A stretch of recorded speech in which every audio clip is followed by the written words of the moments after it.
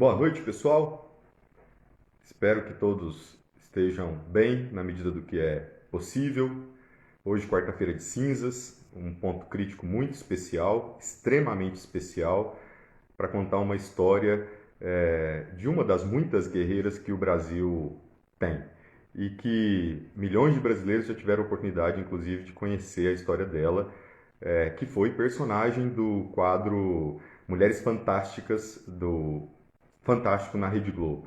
Doutora Andréa Beatriz, que hoje vai dividir comigo aqui a tela do Instagram para poder ouvir um pouco da trajetória importantíssima de vida dela, não é? Ismar, Alessandra, ela que já está por aqui já, e para não perder tempo, porque a gente tem uma horinha só, já vou convidá-la para a gente poder começar o nosso bate-papo, que depois o canal do YouTube disponibilizado para que as pessoas possam ver, rever, indicar, né? É sempre muito importante. Gustavo, assim como também compartilhar, enviar para os amigos essa nossa live, né? Oi, doutora. Boa noite, professor Renato. Boa noite a todas, todos. Boa noite, com muita alegria que eu a recebo aqui. E antes da gente começar a nossa apresentação, bate-papo, eu havia pedido para a senhora a liberdade de poder começar entregando para quem está nos assistindo uma obra sua, né, um poema do seu livro, Olhar por Entre Grades, Vidas e Poemas, da editora Reaja. E eu vou pedir para compartilhar com a senhora, portanto, essa leitura, né? Então vamos lá. O poema é Sou Toda, Andréa Beatriz.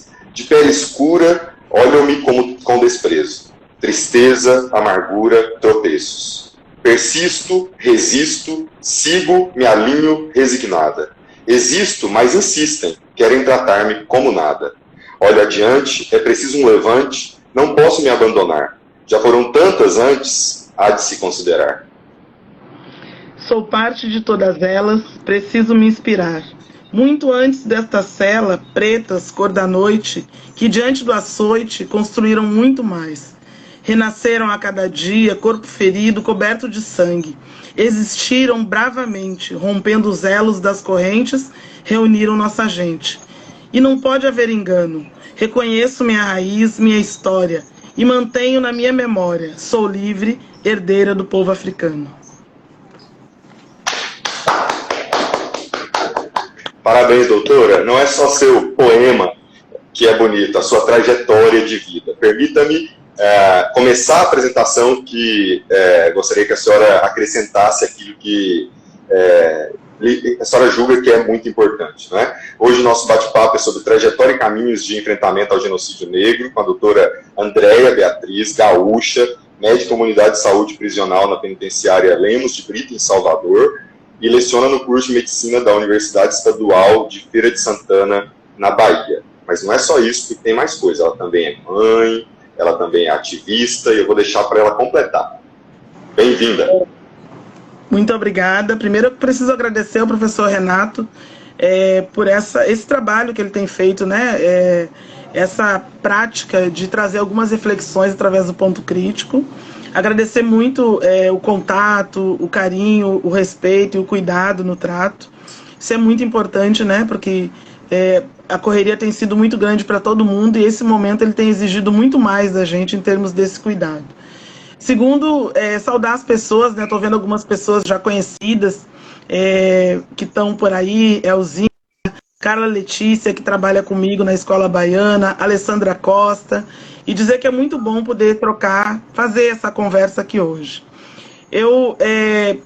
Essa história, né, do que significa, inclusive o próprio poema, né, esse ser toda, ele significa ser um pouquinho de tudo isso, né?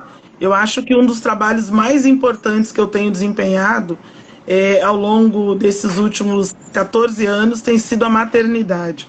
Porque a maternidade desempenha, ela desperta em mim, evoca em mim todo esse conjunto de coisas, né, que foram ditas. Então, a maternidade, para ser mãe inteira, eu preciso efetivamente ser toda. E ser toda num contexto de um país num país extremamente racista, num país que odeia pessoas negras, e a gente tem visto as diversas manifestações em vários sentidos, significa buscar toda essa referência de mulheres inteiras, de um povo inteiro, que me permitiu chegar até aqui. Então, a militância que eu exerço, ela só na luta contra o genocídio que é feita através de uma organização política, mas, sobretudo, no dia a dia como mãe, como dona de casa, como médica de família e comunidade, como uma mulher que tem também um companheiro, um homem negro, como uma mulher que convive com outras pessoas negras dentro da organização. Quando eu entro nas unidades onde eu atuo como médica, eu não deixo de ser uma mulher negra, né? É o tempo todo, os olhares, o tratamento, a maneira como as pessoas se dirigem a mim. Então, essa militância toda e essa trajetória de luta contra o genocídio negro, ela nada mais é que o reflexo de todas essas subdivisões que não são tão lineares assim, mas que eu preciso me dividir para ser a maneira como eu me constituo hoje. Doutora, aqui no Ponto Crítico a gente sempre começa, nós temos um tema, daqui a pouco a gente chega nele, mas eu gosto muito de ouvir a trajetória, a história do nosso convidado, né? Li muito sobre a senhora e muita coisa me chamou a atenção, né? Sobretudo a presença do seu pai na sua vida, através inclusive de uma carta escrita à sua mãe em 1966, onde, para mim, né, e me confirme por gentileza, fica muito claro de onde a senhora vem, né, e por que a senhora tem o discurso que tem, né. Então me permita também, abrir aspas, para dizer que na carta ele dizia: no embalo da luta pelo nosso lar, nota um sentimento mais digno, confidente, para sonhos e juntos lutarmos para tornar fácil para aqueles que no futuro serão dignos de nós. Gostaria, portanto, de ouvir sobre sua infância, depois a sua chegada até a universidade, e de que forma, portanto, o racismo, o sistema prisional, o ativismo entraram na sua vida, desde essa construção primária, quer dizer, da criança mesmo, né? Perfeito. Primeiro eu quero dizer que a carta do meu pai, eu mantenho uma cópia dela aqui comigo, porque toda vez que tem algum tipo de conversa que tem que ser feita com meu filho, eu preciso evocar, né? Meu pai já morreu, ele morreu em 2015, mas é importante, eu tenho foto dele aqui, essa presença é muito importante. E uma coisa importante... Memória. Eu até quero saudar uma grande amiga de Porto Alegre, eu vou contar um pouquinho dessa história, que chama Patrícia Dagnino, uma grande amiga que eu conheço desde 1989 e que hoje perdeu seu pai. E eu falei com ela hoje, e esse sentimento, né, que a gente tem de quando a gente tem a morte de uma pessoa tão amável, né, que é tão importante nas nossas vidas, é o sentimento de que a morte, ela é presente para todas as pessoas. Então esse sentimento meu pai sempre deixou presente. Ele sempre conversou com a gente sobre essa possibilidade dele não estar no meio da gente, mas ele vai existir.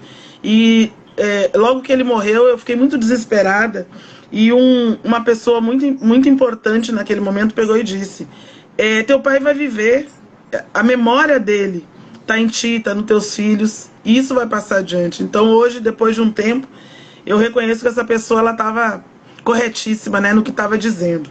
Mas, professor Renato, eu nasci em uma família em Porto Alegre, num bairro popular de Porto Alegre, e uma família negra, minha mãe e meu pai pretos, minha mãe veio de uma área de colonização alemã, e meu pai e ela se encontraram aos 14 anos de idade.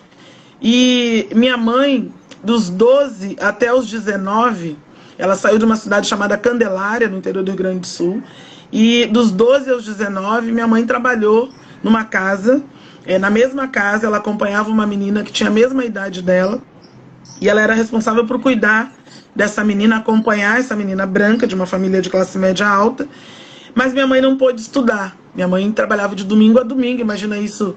Minha mãe nasceu em 1943, estou falando de 1955, né? Então, direitos trabalhistas nem se pensava, sobretudo para uma menina, né, de 12 anos trabalhando numa casa em Porto Alegre. E trabalhava de domingo a domingo, folgava um domingo por mês. E quando ela foi comprar café, meu pai trabalhava como empacotador numa loja, num armazém, enfim, e aí eles se encontraram, se interessaram um pelo outro. Meu pai começou a olhar para minha mãe, a se interessar por ela, começou a conversar, e aí foi pedir autorização para minha avó, mãe da minha mãe, para namorar a minha mãe. Namoraram dos 14 até os 19. E meu pai é um homem brilhante, um visionário, né? Como tem o pai de uma amiga minha também que já faleceu, que sempre falou que meus pais foram visionários, porque uma família negra num lugar extremamente racista, que é o Rio Grande do Sul, em Porto Alegre, o caminho que ele escolheu foi de fortalecimento dos laços familiares e de dizer tudo. Meu pai não poupava a gente de nada. Ele dizia tudo, e às vezes até num português muito direto, muito específico, muito explícito. Ele não fazia rodeios. E isso foi fundamental para a gente entender a importância que nós, da família, temos um para o outro, a importância do respeito mútuo, do carinho, da responsabilidade que a gente tem. Meu pai sempre acolheu meus primos, minhas primas, pessoas que tinham mais dificuldade na família. Como ele era depois se tornou um funcionário público, ele tinha acesso à legislação, sempre gostou muito de ler, então se interessava pelo caminho da legislação, das coisas. Então muitas pessoas no bairro buscavam apoio dele, né? Ajuda dele, orientação. Meu pai ajudava com cesta básica algumas pessoas que tinham dificuldade na mesma rua. Ele pedia empréstimos para ajudar essas pessoas. Minha mãe também sempre foi uma pessoa, esses tempos eu estava me lembrando de alguns vizinhos que tiveram problema durante a amamentação, e ela ajudava junto com meu pai a fornecer o leite, dividir. Então eu aprendi isso com o meu pai, e sempre primando, né, pelo cuidado com a família. Meu pai sempre trabalhava muito, e final de semana a gente tinha muitas atividades em família. Então essa é a história. Estudei muito bom, um colégio público muito bom, no ensino fundamental, e depois fui para uma escola particular, com bolsas. Naquela época era muito mais fácil, né? O Colégio Champanhar, onde eu e meus irmãos estudamos, depois no ensino médio, e de lá que vem... Quantos irmãos? Nós somos 4 filhos. Então, a Lúcia Fernanda, que é a mais velha, que é uma pedagoga, hoje está aposentada. Hélio Francisco Júnior, que é um analista de sistemas e economista, que estudou também lá em Porto Alegre, hoje trabalha no Banrisul, que é o Banco do Estado do Rio Grande do Sul. E Kleber Luiz, que é o mais novo, depois de mim, que é professor de educação física e hoje mora em Araraquara. Então, sempre cuidou. Óbvio que não teve facilidades, né? Não estou falando aqui que foi tudo fácil, que a gente tinha financiamento para tudo. O que eu posso lhe garantir é que eu nunca passei fome. Eu não sei o que é passar fome. Agora, minha mãe foi muito organizada junto com meu pai. Tinha uma previsão de gastos, tinha uma previsão de quanto de arroz e feijão a gente consumia. A gente não tinha luxo, refrigerante não era todo dia nem pensar, biscoito recheado, Nescau, que pra gente era luxo na época. Então, todas essas maneiras meu pai utilizou de organizar a gente, de nos ajudar a nos organizar diante do que a gente encontrava. Meu pai apontava, ele mostrava as pessoas, o comportamento das pessoas conosco, ele referenciava, a gente passava na rua, Avenida André Rebouças. Ele dizia: vocês sabem quem foi André Rebouças? Foi um rábula, foi um advogado negro que existiu. Então meu pai falava disso pra gente, conversava sobre isso com a gente, o tempo todo. Aí, portanto, né, para quem está nos assistindo, a importância que é a família, né, como ela acaba de dizer, e a educação, né, como as duas coisas são primordiais para que esse país um dia venha dar certo, né? Se é que a gente quer pensar sobre isso, né? Então, doutora, do ensino médio para a universidade. E a escolha foi o curso de medicina, né? Uma frase me impactou muito, muito mesmo, sua, né? No meu primeiro dia de aula de medicina, ao entrar na sala, o professor olhou para mim e disse: agora teremos aula, faça a faxina depois. Conectando a história da universidade e voltando, quem sabe, voltando, em que momento a senhora teve a percepção do que hoje a senhora atua, tem como bandeira, que é o racismo, na sua vida, nesse momento anterior a isso, e de que forma isso abriu as portas para que exatamente a senhora montasse esse projeto de vida que a senhora comanda hoje, né? Ótimo. Esse evento, ele foi um evento durante o internato de medicina, que envolve o 5º e o 6º anos, e foi durante o estágio de cirurgia. Um grande cirurgião, que eu acho que já morreu, reconhecido no Rio Grande do Sul, e fora toda a América Latina, cirurgião de cabeça e pescoço. Quando eu entrei na sala, junto com os demais estudantes brancos, e aí paramentada, né, com roupa de bloco cirúrgico, com todo o cabelo, quando eu me aproximei do grupo de médicos, e ele fazia parte, ele disse: não, agora eu não quero ninguém nem para instrumentar, que é o papel dos instrumentadores, e nem para limpar a sala, eu quero aqui só os estudantes. E aí, antes que eu pudesse, quando eu olhei para ele, que eu fui me posicionar, o próprio residente disse: não, professor, o senhor está equivocado, ela é uma estudante de medicina. E aí ele pediu desculpas e tal, mas eu levei aquilo durante toda a disciplina, durante todas as minhas entradas no bloco cirúrgico. Os outros alunos também se manifestaram, e aí falando, né, sobre isso, sobre a existência do racismo. Agora, essa não foi a primeira e não foi a última vez que essas situações elas ocorreram. Até hoje, alguns anos aqui, ao adentrar algumas unidades de saúde, como chefe de plantão ou como coordenadora do plantão, as pessoas, mesmo depois de serem atendidas, de serem examinadas por mim, acolhidas, ter a escuta feita, a anamnese, colher toda a história, examinar, dar um diagnóstico, propor um tratamento, discutir um tratamento, ainda assim as pessoas, depois de tudo, perguntam: o médico não vai me atender? E aí, por que a senhora está perguntando, ou o senhor está perguntando isso? Então, porque eu achei que a senhora era enfermeira. Então, isso é corriqueiro, isso não mudou depois da medicina. Mas eu entendi a existência do racismo desde muito cedo, desde pequeno, desde na escola, as brincadeiras, né, que eram evocadas pelas crianças brancas, né, o trato com o cabelo, o fato de ser uma menina com o nariz, uma menina preta, com os lábios grossos, com o cabelo duro, com o nariz grande. Então, tudo isso, o tempo todo, ele é tratado, né, ter a pele escura. Essa é uma questão que, para as pessoas, não existe equívoco. Elas incidem muito violentamente sobre uma menina de pele escura.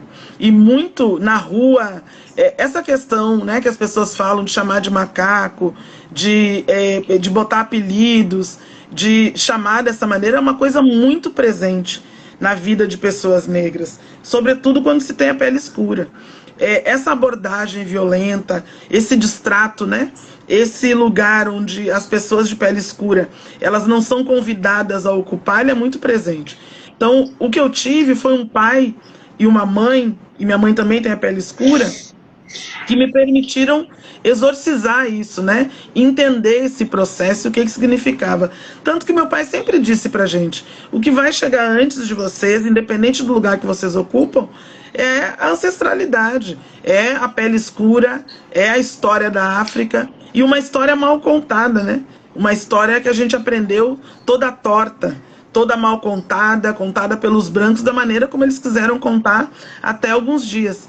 Então, quando a gente tem a pele preta, isso atravessa a vida da gente, isso acompanha a gente e está muito presente. Eu não consigo, não tem como eu me separar. Onde quer que eu vá, no Brasil, fora do Brasil, Rio Grande do Sul, Bahia, Maranhão, no Amazonas, a pele, a cor da pele é um marcador que nos remete a toda uma história, uma trajetória. E óbvio que a gente, através da família e também da organização política, pôde reestruturar essa história. Mas, invariavelmente, a maneira como as pessoas brancas incidem nessa cor da pele é uma maneira muito violenta nesse país. Basta ver, né, as várias manifestações que a gente tem reiteradas, né, independente de ser a comunicadora mais importante num jornal de grande projeção nacional, independente de ser médica ou de ser um juiz do STF, ou de ser uma pessoa que faz a faxina na casa de alguém, ou ser uma professora, ou ser um morador de rua, incide da mesma maneira. E pelo menos a escolha que eu fiz foi de jamais fechar os olhos para essa situação comigo ou com as pessoas que são parecidas comigo, né? E vocês que trabalham com uma população, muitas vezes, né, como uma população mais vulnerável, é interessante também ouvir essa fala, porque eu tenho um grande amigo, meu irmão, né, o Dr. Silvério. Silvério fez medicina. Eu sempre conto a história dele, sou bem repetitivo para quem me conhece, doutora, mas vou contar para a senhora, porque a senhora não conhece a história, né? Mas o povo que está me assistindo com certeza vai dizer, lá vem o Renato de novo com essa história. E aí, o Silvério fez medicina em Cuba, e quando ele voltou, ele foi atender no Nordeste, inclusive ele mora hoje, acho que, não sei se ele está em Salvador, ele fez a residência dele em neurocirurgia em Salvador, mas antes disso ele fez uns atendimentos numa cidade no interior do Nordeste, e ele conta que com um amigo dele foram fazer caminhada na praça, e que ele ouviu das pessoas que ele atendia, né? Ele ouviu que, olha, lá está o médico e o segurança dele fazendo caminhada. O segurança, no caso, era o Silvério, né? Que é preto, que é negro, né? E aí, então, ou seja, além disso, ele conta também, muitas vezes no consultório, como ele também ouviu isso, de que onde está o médico, onde está o doutor, né? E por que eu faço questão de chamar atenção para isso? Porque eu sou professor há 20 anos, trabalho sobretudo com classe média, média alta em colégios particulares, e já ouvi muitas vezes de muitas pessoas, o que nós também no Brasil agora estamos ouvindo muito, de que, na verdade, o preconceito não existe, de que isso é muito mimimi, de que os pretos não estão lá, porque quando, como professor de história que sou, eu perguntava onde estão eles que não estão aqui entre vocês, a resposta é porque eles não querem estar aqui, né? Eu já ouvi essas coisas já, né? E aí, isso me fez lembrar, conectando, portanto, essa fala com o ser mãe, com a história da Thaís de Araújo, né? A Thaís de Araújo, ela participou de um evento organizado pelo TEDx São Paulo, intitulado Como Criar Crianças Doces num País Ácido. E ela disse, abre aspas, a cor do meu filho faz com que as pessoas mudem de calçada. O que você pensa sobre... aí é a minha pergunta, né? Mudem de calçada. O que a senhora pensa sobre isso, sobre essa concepção da bolha, sobretudo, de que é mimimi? Bom, eu acho que quem tem que falar... eu não consigo falar muito sobre essa concepção de mimimi, porque ela não me pertence, né? As pessoas, elas querem falar e elas podem falar o que elas quiserem, né? Porque também se instituiu, e as pessoas brancas, elas... instituíram, por conta do seu próprio local de privilégio, o hábito de falar de tudo, sobre tudo, e impor de que maneira que nós vamos nos sentir diante das situações. Então, eu acho que as pessoas brancas talvez possam falar melhor. O que eu posso dizer é que essa concepção, ela é uma concepção extremamente verdadeira. Óbvio que hoje a gente tem mapa da violência, a gente tem números, a gente tem relatórios, a gente tem uma visibilidade internacional sobre essa temática, né? Tem essa situação de crianças morrendo vítimas de bala perdida em determinados bairros, em determinadas cidades. A gente tem mortes aqui em Salvador, tem a morte de George Floyd, tem Alberto Freitas em Porto Alegre, tem Cláudia que foi arrastada no Rio de Janeiro. A gente tem, enfim, vários exemplos dessa situação que a gente consegue, né, palpar o debate racial e o quanto o ódio racial ele é impelido a gente e naturalizado pelas pessoas que não vivenciam isso na pele. Então, essa história dessa expressão que é utilizada, que eu nem levo a sério, significa mais disso. E a gente tem, e aí é bom poder falar com o professor de história, é uma das coisas que eu quero ainda fazer na minha vida, que a história ela precisa ser redescoberta e recontada o tempo todo, sobretudo quando a gente fala desse debate racial. A gente tem aí inúmeros autores, né, que nos permitem entender o que se pensava do Brasil. A gente tem, sobretudo, um autor chamado, um escritor e um grande... um médico, né, também que trouxe teorias para o Brasil muito importantes que perpetuam essa história de que racismo não existe, de que os negros eles têm determinado comportamento, uma perspectiva mais ambrosiana, que é Nina Rodrigues, né, que falou sobre isso. Os negros não querem fazer isso, eles não são aptos para isso, eles não podem transitar em determinados lugares, eles não gostam disso, enfim... o ódio racial ele não existe, existe algo atrelado a um comportamento.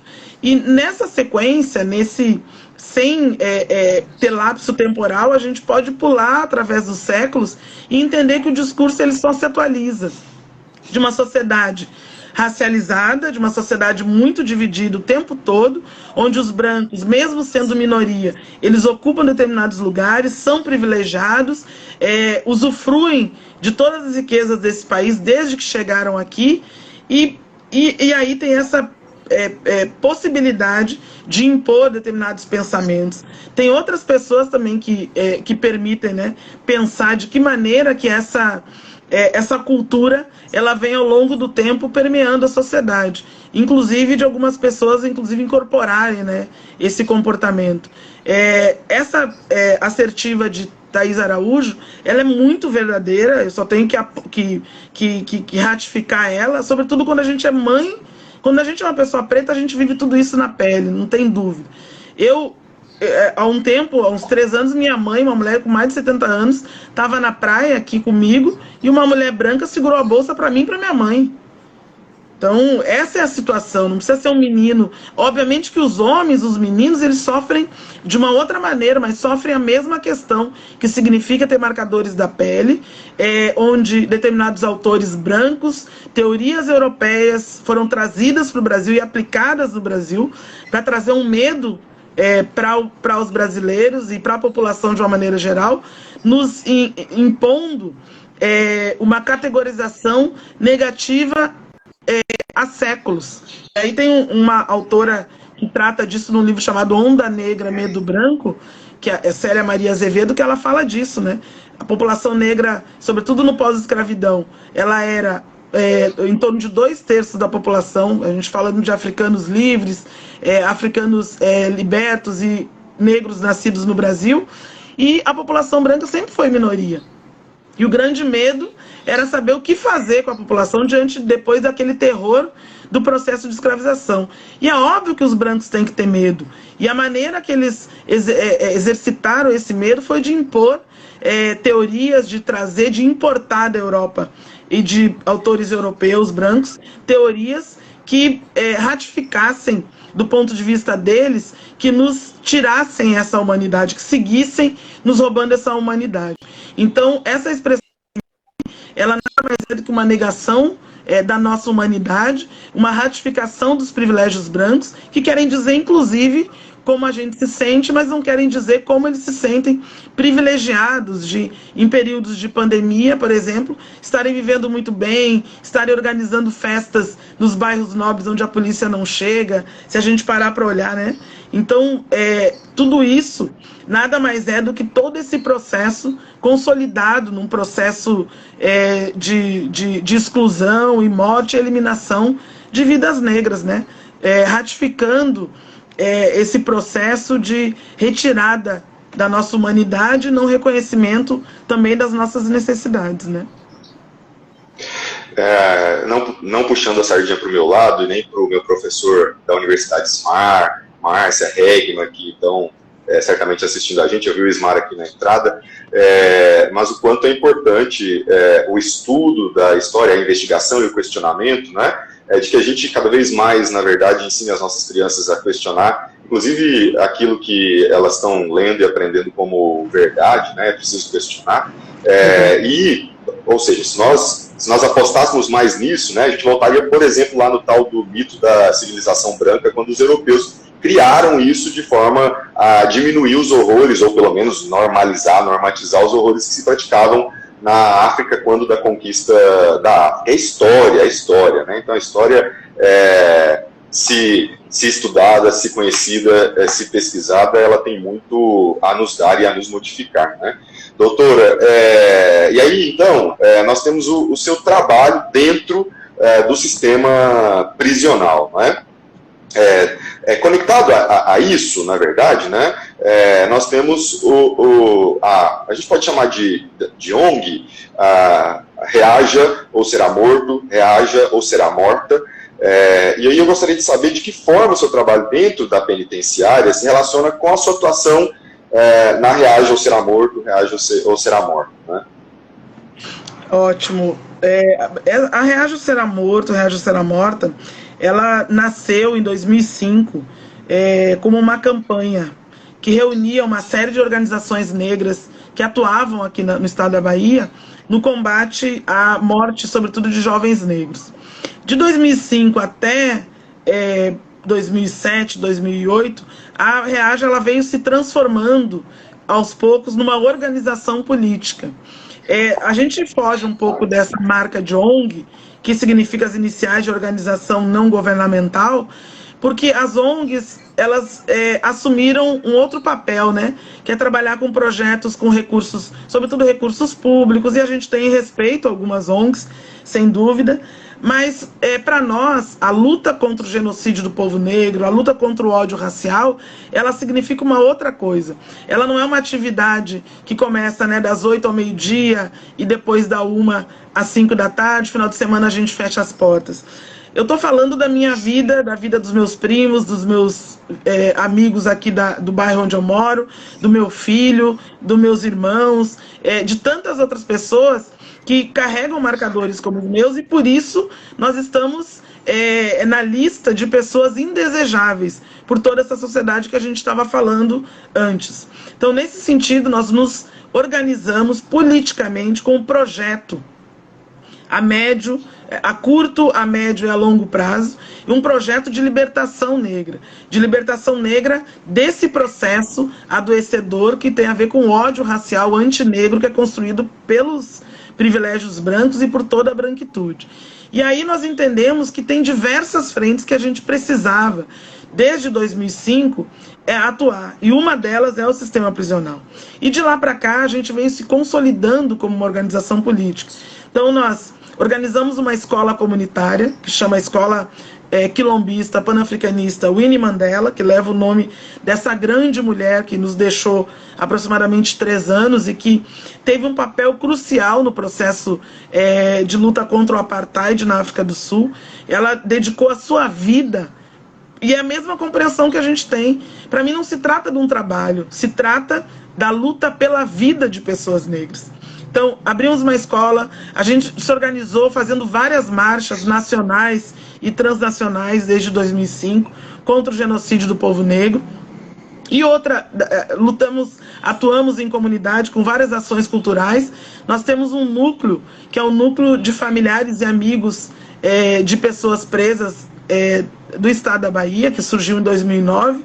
E é nesse sentido que a gente vem atuando, de entender que como nós somos uma presença maciça dentro de unidades prisionais, e as pessoas, e nesse sentido, a luta contra o genocídio, ela precisa também ocupar esse espaço para fazer uma retomada da trajetória das pessoas negras que estão privadas de liberdade e das pessoas que, em algum momento, por conta desse marcador, que é a cor da pele, que são os marcadores raciais, foram pinçadas por um sistema de justiça criminal extremamente seletivo, que tem em nós os inimigos sociais, os inimigos da sociedade, entre aspas, do bem, e é preciso que a gente vá lá e faça esse trabalho diretamente, corpo a corpo, tocando nas pessoas, discutindo questões que são cruciais.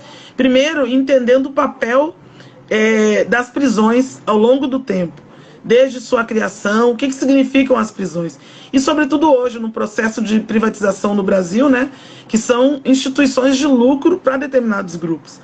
Mas o papel de eliminação de nossas vidas, tanto nossas vidas quanto a vida das pessoas que estão privadas efetivamente, seus familiares, suas comunidades.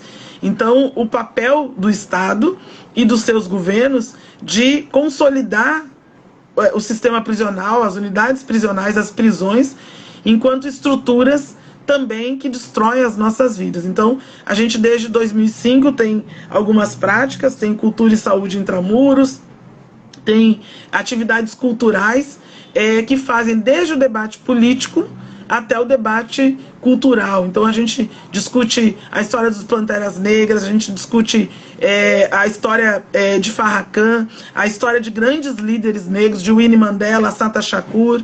A gente fala do que os Black Panthers fizeram, a gente fala da Frente Negra Brasileira, a gente fala de organizações brasileiras também negras que construíram essa história. A gente fala de uma pessoa muito importante, que é Ninindi Obalauaê, que nos anos 70 estava dentro do Carandiru preso e é uma grande inspiração na luta contra as unidades prisionais. A gente leva diretores de cinema, cantores, professores de história, está até convidado na próxima vinda, passando essa pandemia, e fazer uma fala dentro das unidades prisionais.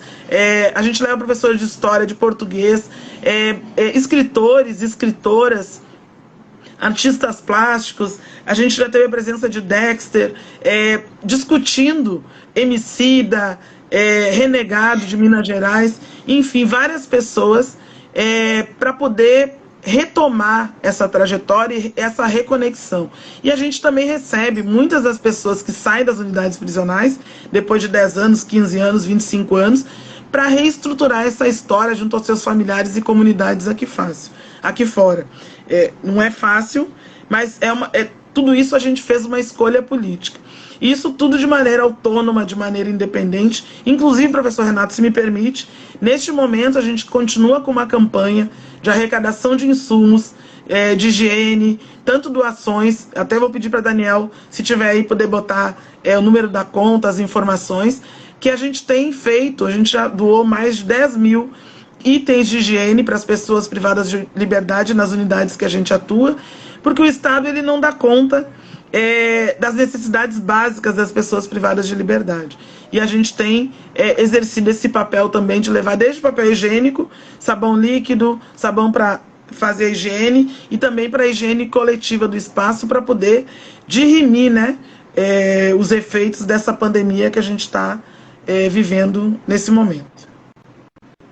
Quero os dados da conta, até para eu também, depois da live, fazer uma postagem e também fazer eu mesmo uma contribuição à doação e convocar as pessoas que sempre... Eu tenho uma rede social que é maravilhosa, também me permite agradecer, maravilhosa, porque muita gente acha que... muita gente me manda, né, Renato, que beleza, parabéns, você faz esse trabalho de caridade. Não sou eu não, e isso não é hipocrisia não, porque não sou eu, é quem doa, né? Então, o mérito precisa ser daquele que, quando eu escrevo na rede social, ele doa, que são os anônimos, porque não é meu, não saiu do meu bolso, então não é mérito meu, né? Só estou sendo a ponte, e o ponto crítico, aliás, nasceu para isso mesmo, para ser ponte, e que a gente tenha cada vez mais pontes, né? Então, vamos divulgar depois. Eu até vi uma campanha que tu puxou, fantástica, de doação para uma família que estava precisando, e é exatamente isso, né? Eu acho que essa pandemia ela tem demonstrado para a gente que existem outras formas de organização, né? Obviamente que só falar não dá. E aí tu tem demonstrado isso. Então, parabenizar as pessoas, né, que realmente entenderam e têm se manifestado e têm apoiado e têm efetivamente se comprometido, né, com essa transformação pequena, que parece pequena, mas é um ponto de partida fundamental. E nesse país existe uma linha muito tênue entre o fazer caridade e fazer promoção, e muitas vezes muita coisa do que nós fazemos não é publicado, evidente, porque a caridade, né, faz uma mão que a outra não saiba, mas a gente precisa dar publicidade a muita coisa para incentivar outras pessoas, porque isso é muito real. Muita gente quer ajudar e não sabe como ajudar. Então, eu recebo muita gente que diz assim, Renato, eu estou com uma cesta básica, eu não sei onde levar. E aí a pessoa deixa de fazer a caridade porque ela não tem para quem dar. Então, a gente tem que dar publicidade quando é preciso, E eu sou pai, eu tenho 3 filhos. No domingo de carnaval, quando eu recebi o pedido daquela família, que está em trânsito, na verdade, do Tocantins para Minas Gerais, eu fui levar comida para eles, e tem uma criança de 3 anos, que é da idade da minha filha, e quando eu levei a comida, ela disse, e eu até me emociono, ela disse que, mãe, a gente vai comer? E em casa eu estava fazendo um churrasco. E aí, quem sabe, vive isso lá na frente, quem vai lá ouvir isso e tem coração, não pode se furtar. Então, na verdade, eu tenho que agradecer, na verdade, as pessoas que doaram, porque não sou eu, né? São as pessoas que doaram, né? Mas vamos voltar aqui. Eu quero falar ainda sobre a questão do presídio. Os números são assombrosos, né? Segundo o Levantamento Nacional de Informações Penitenciárias, a Infopem, de 2019, o Brasil tem 748 mil pessoas encarceradas. A mesma pesquisa indica que no fim de 2019, nota-se um déficit de mais de 300 mil vagas. Negros são super representados, né? Conta um pouco para a gente dessa sua experiência lá dentro. Eu vi no programa do Fantástico que a senhora coloca música para tocar enquanto atende. Diário de um Detento, Vida Louca. A senhora já falou de um ponto que eu tinha levantado aqui também, que da atividade cultural dos filmes que a senhora colocou agora, né? Quer dizer, a educação está muito conectada no seu ativismo, né? Na sua atividade, né? Mas de que modo é lá dentro? Traz para a gente um pouquinho, para nós que estamos aqui do lado de fora. Bom, eu acho que o que diferencia eu atuo em uma unidade de saúde. Obviamente que, como eu estou dentro de uma organização política, além dos dias que eu tenho de atendimento, isso desde que eu entrei lá, aos finais de semana e em alguns outros dias, a gente tem, por exemplo, uma sessão de cinema à noite. E aí, obviamente que depois da pandemia a gente nem conseguiu mais fazer. Então, eu vou em outros horários, né? Então, eu vou no domingo pela manhã, eu vou no domingo à tarde, eu passo um sábado inteiro vendo como que essa comunidade está vivendo. O que a gente considera é que ali é uma passagem, é uma casa temporária das pessoas. A gente não gosta de prisão, a gente sempre fala isso. As prisões, por mais gostosas que elas possam parecer, elas não são boas. Elas, como dizem algumas pessoas, elas só servem para que as pessoas aprendam a viver na prisão, elas não têm nenhuma outra resposta positiva na vida das pessoas. E o que eu tento fazer é transformar esse local, e através da saúde, principalmente, em um local digno da vida das pessoas. Então, eu realizo atividades coletivas dentro das unidades prisionais, para além dessas atividades culturais junto com a organização. Então, atividades de saúde, palestras, demonstrações, debates sobre temas importantes, levantamento dos principais problemas dentro de um modo. A gente está falando de unidades prisionais obsoletas, que já deveriam ter sido fechadas e que hoje tem 400 pessoas, 700 pessoas, 500 pessoas vivendo numa condição, falou aí, a gente tem um déficit de 300 mil vagas no país. Significa que 1/3, né, aproximadamente, das pessoas está vivendo em condições extremamente insalubres. Ou seja, a gente tem, num lugar onde era para ter uma pessoa, a gente tem 3 pessoas vivendo. Isso significa privação em relação à alimentação, em relação ao acesso à água, em relação ao local para dormir, em relação ao acesso aos cuidados, à educação, à saúde, à cultura. Tudo isso, acesso ao sol, tudo isso, as pessoas estão privadas. Então, o meu papel, primeiro que eu sou uma mulher negra num espaço onde as pessoas negras estão em maioria. É possível que através de mim e comigo, assim como eu me identifico com outras pessoas negras, pessoas se identifiquem comigo e entendam que eu estou muito mais perto. Uma coisa que tu perguntou no início, dessa relação com o sistema prisional, né? Infelizmente, para nós, pessoas negras, muito do que a gente vive em relação ao sistema prisional não é uma novidade. Infelizmente, a gente cresce na família com alguém ou que passou dentro de uma unidade prisional, ou que minha tia visitava meu primo, ou que minha mãe visitava o tio dela. Então, essa é uma história muito presente na vida da gente, infelizmente. Então, chegar nessa unidade não é uma novidade. Eu não estou diante de pessoas, de corpos, de vidas, de trajetórias que eu desconheço. Eu estou diante de trajetórias que são as minhas, que são muito parecidas com as minhas. E aí, nesse sentido, essa presença ela é muito importante, eu considero, e estou conseguindo considerar isso mais recentemente. É nesse sentido que eu posso transformar e tocar a vida das pessoas. Ontem eu ouvia Cores e Valores, eu não sei nem se é esse o nome, de Racionais. Somos o que somos, cores e valores. Isso é parte da música dele. Porque é isso que a gente representa. E a gente botava durante a consulta, o interno ele pediu para, se podia, antes de começar a conversa sobre a dor que ele estava sentindo, se ele podia cantar e dançar um pouquinho em pé. Esse foi um momento mais importante para mim de ontem. Não foi para além de aliviar a dor. Quando ele sentou para conversar, ele disse, pô, até esqueci que eu vim falar com a senhora. Ele ficou em pé e cantando Racionais. Cantamos essa e cantamos metade de Diário de Detento, porque é muito grande, não deu para cantar toda, né? Mas a gente ficou ali falando de... Ele falando que ele conhecia Racionais desde que ele tem 18 anos. Ele falando dessa presença, dessa importância. Então são essas referências que a gente tem, e são referências que vivem o que a gente vive, e que conhecem esse problema de dentro, no seu cerne, e também tem apresentado a solução. Porque uma música que é puro poema, ela traz a solução para aquela dor, ela traz um caminho. Então essas são as possibilidades. Se tem uma das melhores coisas que a medicina me proporciona, é o alívio da dor.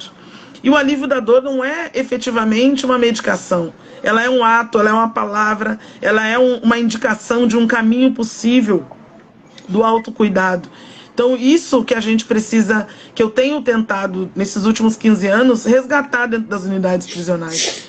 Porque as pessoas, profissionais de saúde, infelizmente esqueceram que a gente tem uma relação profissional de saúde-pessoa que está buscando o cuidado. Seja ela presa, moradora de rua, HIV positivo, com tuberculose, com hanseníase, enfim, esse é o nosso papel. Então, é dessa maneira que a saúde tem sido um caminho de cura para mim, porque eu também carrego essas dores, e sobretudo para as pessoas que estão privadas de liberdade. Então, me diga por que a música Strange Fruit, de Billie Holiday, de 1939, te toca tanto? Bom, primeiro que Billie Holiday é uma mulher que viveu o que viveu, né?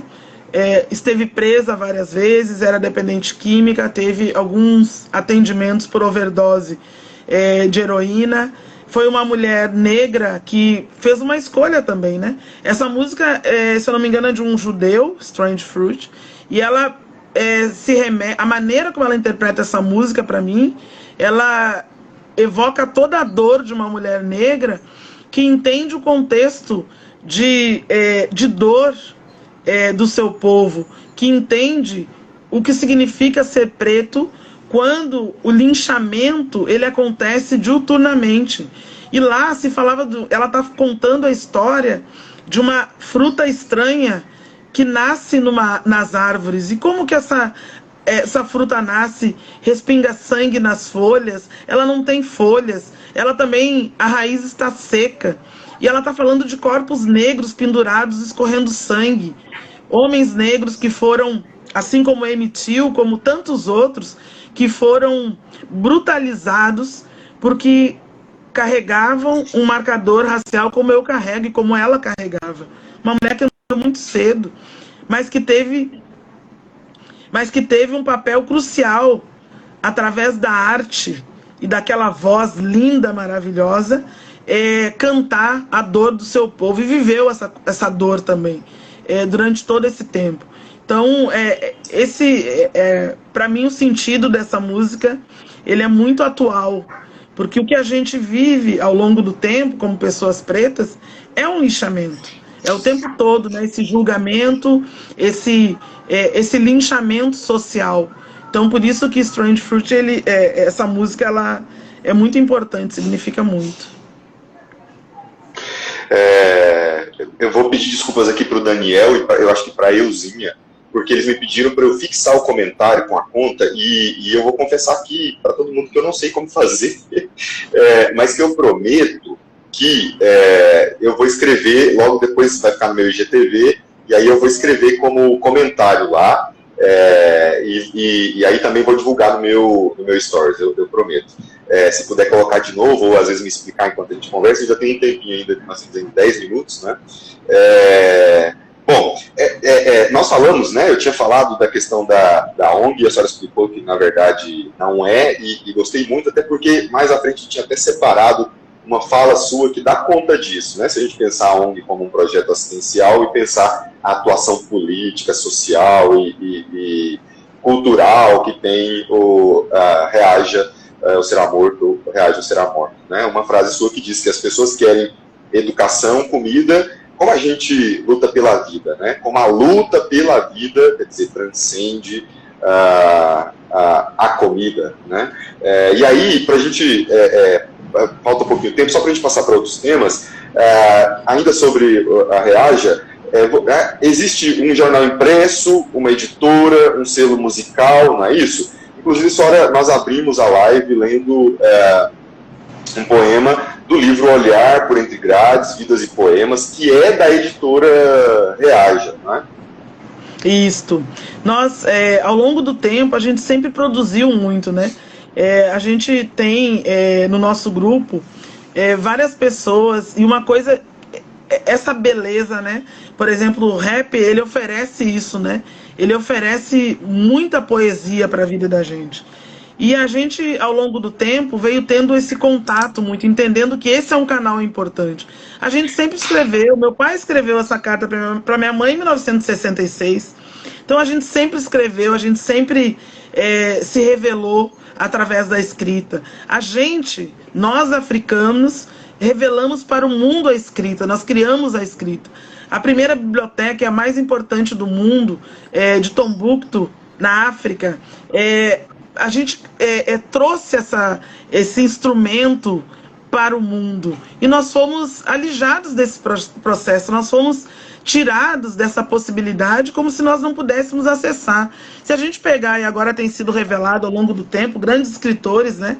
Machado de Assis, um homem negro, Lima Barreto, que são pessoas fundamentais para a gente entender a história da literatura e a história também do Brasil através da literatura. Então, uma coisa que a gente fez, e a gente tem entre os nossos escritores um grande exemplo disso. Hamilton Borges, que é um grande militante, tem uma história fantástica e aprendeu a ler com 12 anos de idade. E dos 12 em diante, quando aprendeu a ler, sempre gostou muito de escrever, gostou muito de ler, leu ao longo de sua vida os grandes clássicos de Dostoiévski, de Nietzsche, até os grandes escritores negros, leu a história de Malcolm, Steve Biko. Isso tem sido importante. E lança seu primeiro livro aos 50 anos de idade, que é um livro de poemas. Então é isso que a gente quer romper. O que a gente fez com a editora Reaja é dizendo, nós vamos nos organizar, como a gente se organizou para viver, né, ao longo do tempo, desde o processo de diáspora africana, a gente também vai se organizar. Porque as grandes editoras brancas, elas querem o que elas querem dizer. Hoje está fácil, né? Tem os pretos que as editoras brancas querem publicar.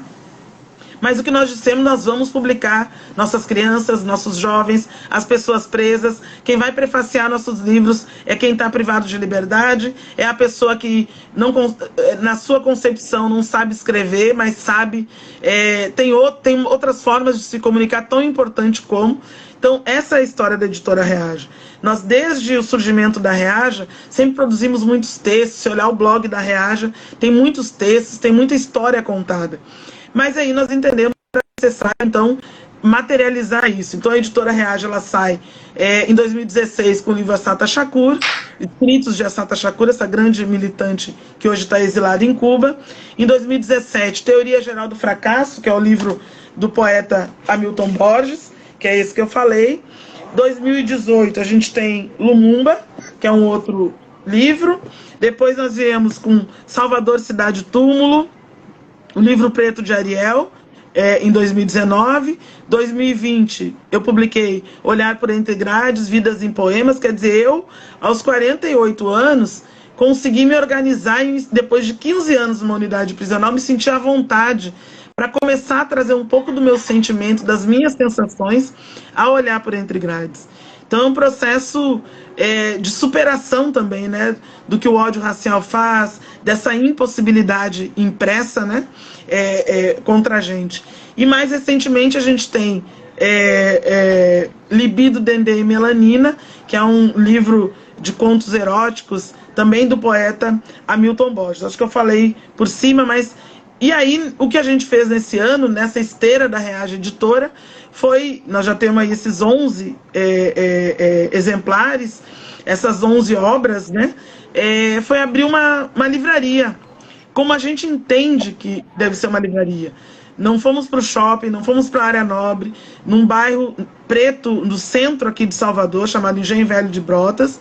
Nós abrimos uma livraria, a livraria Eleié, que tem um nome muito importante para a gente, que remete à história, né, à presença das mulheres e esse papel das mulheres, sobretudo nas comunidades negras, de superação desse ódio racial. Então, a Reage Editora, ela vem. A gente tem um jornal chamado Assata Shakur, que traz textos de pessoas, de grandes militantes, de grandes organizações, como a UCPA, que é uma grande organização de São Paulo, que vale a pena conhecer. É uma das organizações panafricanistas mais antigas que tem, e que tem sido fundamental para a reorganização, reestruturação das nossas trajetórias também, e outras parcerias. A gente tem, então, através dessa livraria, trazido tudo isso. Então, o jornal, o EP que foi produzido, né? Um CD que começa com um poema e fecha com algumas músicas, com elaborações próprias, e também com um grupo que emergiu do processo da nossa escola de formação africana, que um grupo de rap de jovens entre 12 e 14 anos, que também, num processo, né, de formação, compuseram uma música, compuseram a letra, com orientação de pessoas ligadas ao rap aqui de Salvador, e conseguiram constituir esse material. Então, obviamente que de maneira rápida, tentando trazer, mas essa é a história. A editora, então, ela puxa, né, toda essa nossa história em relação à comunicação, a contar nossa história escrita, e a gente culmina esse ano de 2021 com a livraria Eleié. Eu convido todas as pessoas a visitarem a página aí e conhecerem, e quem estiver aqui em Salvador também de vir visitar. E mais um convite para o professor Renato, que quando vier a Salvador vai ter que ir na cadeia, na escola, então, na livraria Eleié. Já aceito. E os livros podem ser adquiridos pela internet também? Podem, através da página, né, tanto no Instagram, @livrariaeleié, com Y, quanto também tem o site, que eu não lembro exatamente, é livrariaeleié.com.br. E aí lá pode... Eleié. Isso, Eleié, com Y. E aí pode pedir todos os exemplares. Tem livros, tem grandes escritoras negras, Elisandra Souza, tem a história de Beatriz Nascimento, tem Cidinha da Silva, tem Hamilton Borges, tem Absogum, tem vários outros autores que não estão vindo aqui agora o nome, mas que vale a pena conhecer, que são escritores muito importantes, sobretudo para a literatura negra no país. O Homologum está perguntando qual é o horário de funcionamento da livraria. E, anteriormente, deixa eu ver aqui se eu consigo, a África Fora da Mídia está dizendo que tem no YouTube as músicas do CD, Coletânea Reage, volume 1. Ah, fantástico. Valeu, Dindi. Essa é uma militante da Reaja que está entre Moçambique e Brasil, e que tem um papel fundamental também da difusão, né, da história da Reaja no continente africano, e está trazendo esse lembrete. A livraria Reaja, a gente sempre pede para que seja feito o contato, né, via Instagram, por conta dessa situação de pandemia, para não haver aglomeração. A gente está respeitando todas as regras sanitárias, mas o horário da livraria é das 9 até as 17. A gente estende um pouquinho mais. Se a pessoa está saindo do trabalho, quer passar 18 horas, faz um contato via Instagram, tanto o Instagram da Reaja quanto o Instagram da livraria, e todas as pessoas são muito bem-vindas. A gente quer todo mundo com saúde, se protegendo, usando máscara, seguindo todos os protocolos das autoridades sanitárias e visitando a livraria aí e conhecendo um pouco mais essa história. Doutora, a gente tinha combinado 1 hora, estamos chegando agora a 1 hora, e antes de passar para as considerações finais, eu gostaria, em primeiro lugar, de agradecer a sua acolhida, a senhora usou essa palavra, a sua acolhida. Eu que comecei um projeto no ano passado, é um projeto tímido, porém um projeto que eu tenho feito com determinação, tenho tido a sorte de poder falar com diversas pessoas de diferentes níveis, diferentes tipos, desde ex-ministros da República Brasileira, a médicos, jornalistas, líderes de comunidade, como bem entrevistei Gilson da comunidade de Paraisópolis. Tenho tido, portanto, essa sorte, graças a pessoas como a senhora, que entendem o meu assédio pelo Instagram, não é? E a minha insistência chata de sempre estar lá perguntando e pedindo, não é? E eu tenho, portanto, que agradecer muito, porque sempre, para mim, e aí eu digo sempre que esse projeto é bastante egoísta, porque ele é para mim, em primeiro lugar, e eu tenho a sorte de poder conhecer pessoas, ainda que virtualmente, conhecer pessoas que têm agregado tanto neste país, né? Eu tive aqui a honra de entrevistar o Marco Lucas Valentim, que é do Grupo Globo e que veio falar sobre racismo, foi meu primeiro entrevistado. Eu tive aqui o Gilson, como eu bem disse, e tive aqui na semana passada, se não me engano, o Nenê, que é um artista de São Paulo, e que foram para mim entrevistas espetaculares. E agora, evidentemente, a sua. Parabéns pela sua existência, mas mais do que isso, pelo significado da sua existência no mundo. Isso é muito importante para nós. Força para seguir com os projetos, para empreender ainda mais, porque as pessoas que estão ao seu redor ganham muito. E hoje nós aqui do Ponto Crítico também. Muito obrigado. Poxa, eu que agradeço muito. Eu tenho dito, né, eu tenho feito várias coisas, né? A gente sempre faz várias coisas e tenho, sobretudo depois da entrevista feita pela jornalista, uma menina negra, Thaís Regina, que fez uma entrevista comigo, foi publicada na UOL, que foi, eu acho que de certa forma que visibilizou um pouco da história, da minha história, da história da Reaja. Eu tenho recebido também um presente, né? Que é o contato das pessoas, que é o carinho das pessoas, o respeito, e também convites, né, para falar e tal.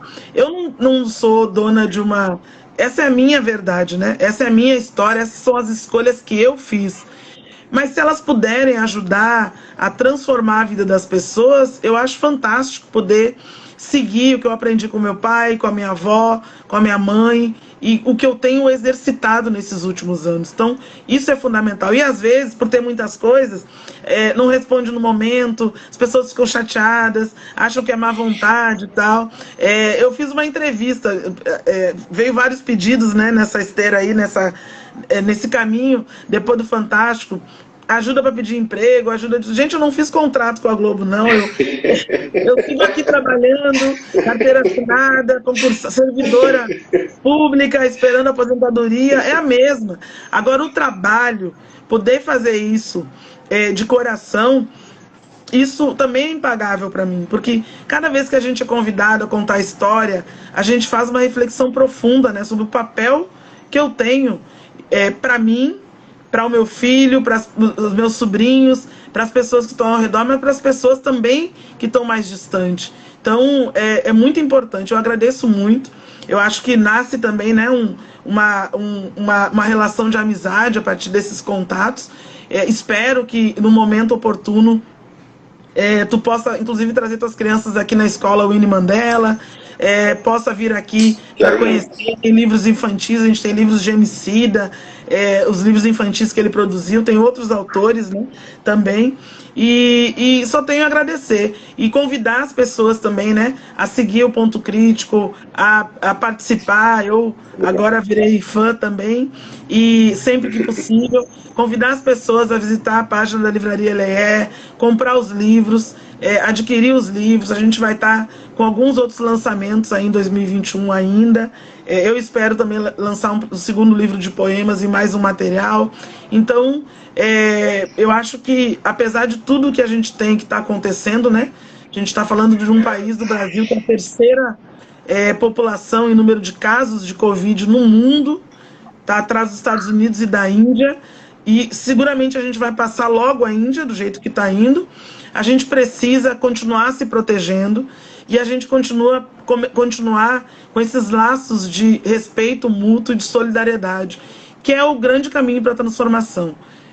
Infelizmente, nesse contexto de pandemia ainda, a gente ratifica, né, essa necessidade de entender esse respeito ao próximo. Te agradeço muito, em meu nome, da Organização Política Reaja, da Livraria Leé, e estou sempre à disposição. Muito obrigado, um abraço em todos e força para vocês, porque vocês são luz. Um abraço. Um grande beijo. Obrigada, Carla Letícia, Liliane, Hamilton Borges, Daniel, Ingrid, todo mundo, Elzinha, Alessandra Costa, foi o que eu vi passar aí. Obrigada, viu? Tchau, tchau. É verdade, né? Um agradecimento especial a essa audiência muito boa, viu? Muito boa mesmo.